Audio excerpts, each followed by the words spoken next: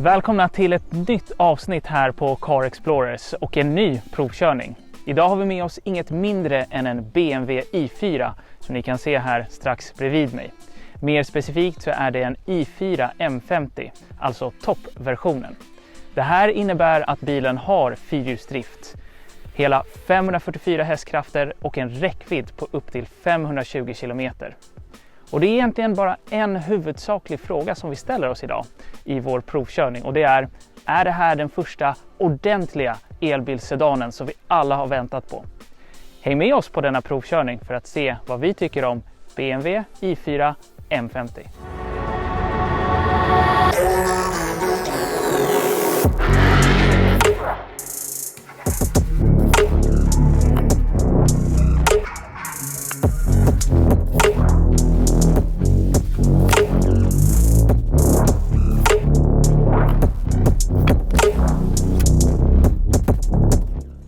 Innan vi går vidare med dagens recension så vill vi som vanligt passa på att säga: är det så att ni gillar våra provkörningar och recensioner, se gärna till att prenumerera på vår kanal Car Explorers.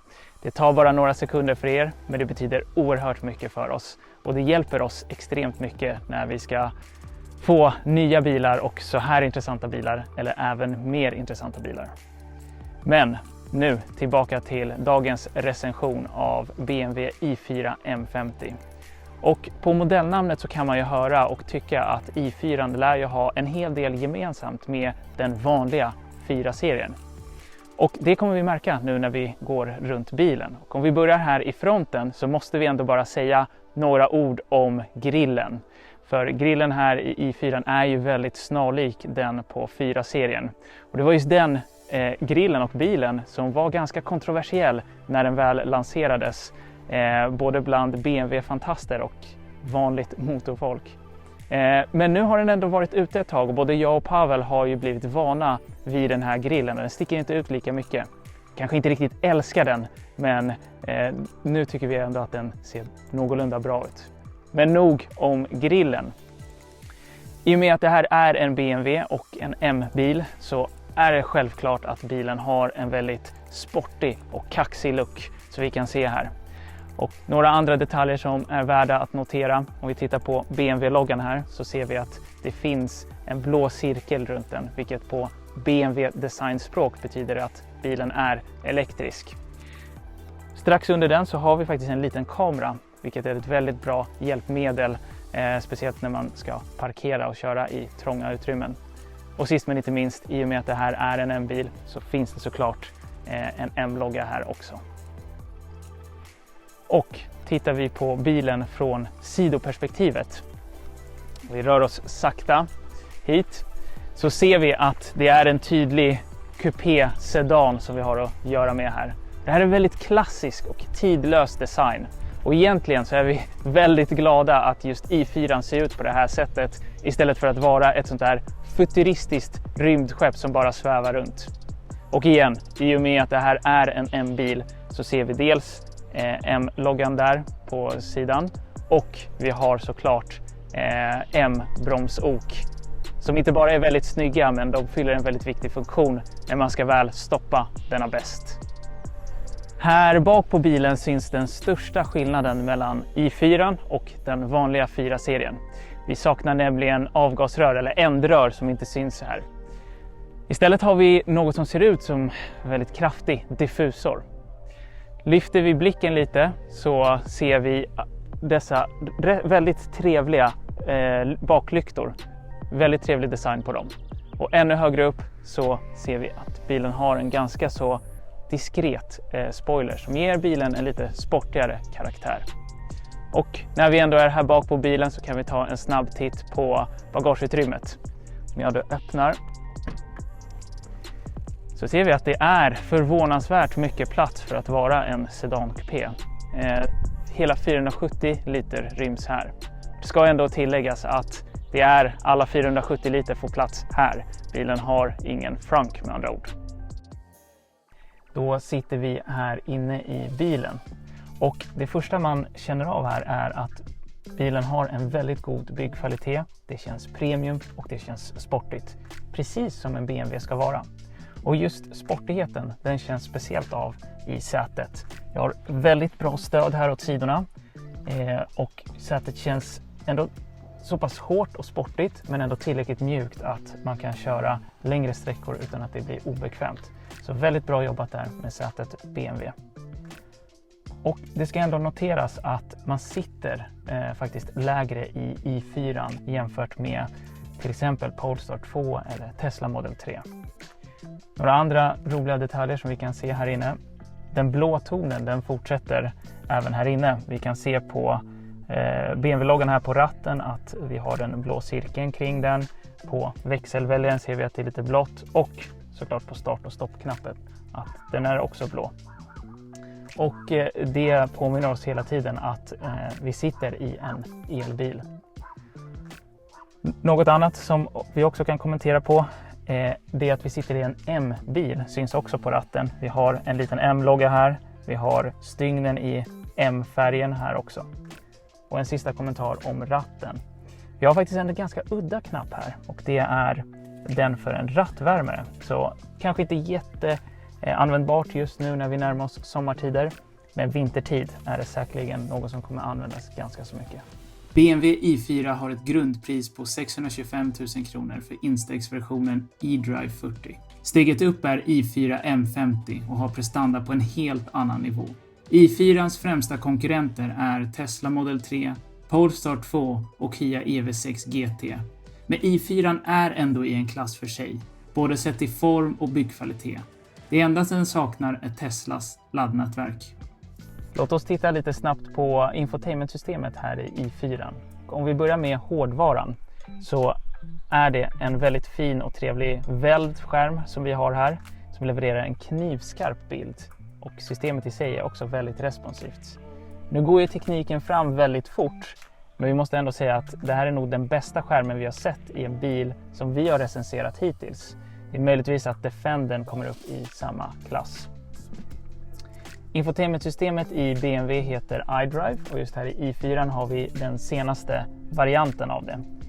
Men just när det kommer till gränssnittet, om vi går in i det, är det inte helt perfekt. Det känns ganska så plottrigt, många små ikoner, inte superenkelt navigerat. Så där kunde BMW ha gjort ett lite bättre jobb. Och i och med att vi sitter i en BMW så har vi en iDrive eller en joystick här nere som vi kan navigera runt i infotainmentsystemet och det är faktiskt väldigt hjälpsamt och enkelt att navigera då med hjälp av den här joysticken. Och slutligen, bilen går såklart att få med Android Auto och Apple CarPlay. Men till Pavels stora glädje så går det att få Apple CarPlay trådlöst. Och jag måste ändå erkänna att det är faktiskt mycket bekvämare när man har uppkopplingen helt trådlöst istället för att behöva hålla på med en sladd. Låt oss slutligen titta lite snabbt på själva centerkonsolen här i bilen. Och här i mitten har vi själva växelväljaren. Till höger om den så har vi en joystick eller den här iDrive joysticken som vi nämnde att vi använder för att navigera runt i infotainmentsystemet. Och på förarsidan av den så har vi ett antal knappar här. Vi har dels en knapp för att starta och stoppa bilen. Sen så har vi 3 knappar här för att välja vilket körläge vi ska vara i. Och det finns som sagt 3 att välja på. Dels är det Eco Pro, det är Comfort och slutligen är det Sport. Och alla 3 går att individualisera lite mer. Vi har, om vi öppnar luckan här, så har vi plats för en mobil för induktiv laddning. Vi har 2 platser för mugghållare. Och vi har även ett USB-uttag. Och vi har även en hel del förvaring här under armstödet om vi tittar lite snabbt. Då var det dags för N90-testet här. Jag ska hoppa in och sätta bakom mig själv, det vill säga förarstolen inställd som jag skulle sitta. Så häng med här. Jag får plats här. Några centimeter kvar till knäna. Men här uppe sträcker jag på mig då rör jag vid taket. Så att det är rätt så tajt. Men det är ju trots allt en sportekupé här vi sitter i. Så att jag skulle säga att det är godkänt.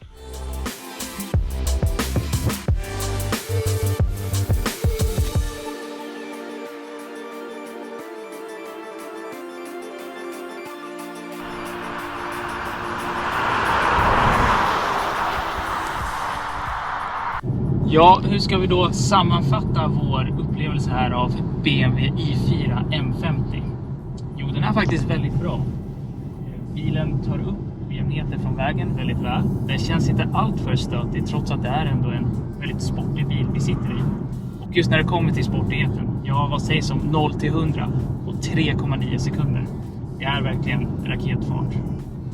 Och för de som inte behöver eller vill ha en så pass snabbt accelererande bil så finns faktiskt i4 i en instegsversion som är då lite lugnare, om man kan säga så. Och då börjar man fundera på andra aspekter. Jo, bilen känns väldigt planterad på vägen för att tyngdpunkten är väldigt låg med batterierna. Viktfördelningen är väldigt jämn, nästan 50-50%. Och styrningen är väldigt direkt och precis. Så det går verkligen att köra bilen väldigt sportigt. Ja, visst känner man av tyngden en del, men inte allt för mycket. Men överlag så är det faktiskt en bil som går att köra extremt sportigt. Och då börjar man fundera ännu en gång. Finns det något, eller vad är nedsidorna med bilen? Och det är egentligen, när jag och Pavel börjar tänka efter, så är det egentligen mest små detaljer.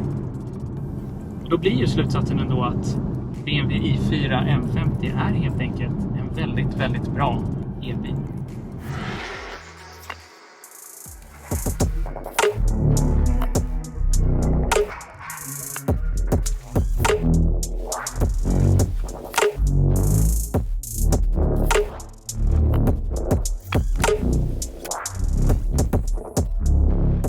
I och med att vi sitter här i en BMW i4, en elbil, så kommer ju säkert frågan upp: hur är det då med laddning, räckvidd, förbrukning och liknande? Så det tänkte vi berätta om lite nu. Enligt BMW själva så går det att ladda i4 med upp till 200 kW. Vi själva, när vi har laddat, så har det kommit upp en liten bar att det går att ladda med till och med upp till 210 kW. Så snabbladdning finns, så att säga. Och när vi har laddat då på Ionity så har vi pendlat på ungefär 100-150 kW. Så det funkar, så att säga. Det är inte bara siffror i en broschyr. Men vi har faktiskt kommit upp i nästan 200 kW också, så det går verkligen att komma upp i de hastigheterna. Och sett till förbrukningen, ja, man får inte glömma att det här är en i4 M50, alltså en sportigare bil som inte bara vi, men säkert de som har kört den innan oss, kör ganska så hårt. Och vår förbrukning i alla fall, när vi har haft bilen, har i snitt legat på mellan 24 och 26 kilowattimmar per 100 kilometer. Tittar man på förbrukningen sen bilen var helt ny, så ligger snittet på 25 kilowattimmar per 100 kilometer. Men igen, man får inte glömma att det är en väldigt sportig bil som går att köra ganska så busigt. Och det är klart att de flesta, om inte alla, gör det när de väl sitter i en sån här bil. Och därmed kan förbrukningen kanske vara något högre än om man skulle köra den ganska lugnt.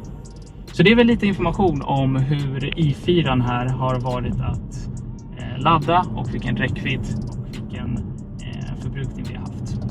Nu kan vi äntligen besvara frågan från intro till videon. Är det här den ordentliga elbilsedanen vi har väntat på? Svaret är ett självklart ja. i4 bygger på en välbeprövad plattform och man får med sig BMWs gedigna byggkvalitet och sportighet. Bilen har en bra räckvidd, fantastisk komfort och körglädje. Och en design som får även en konservativ petrolhead att konvertera till el. Frågan är om i4 inte är BMWs bästa elbil hittills.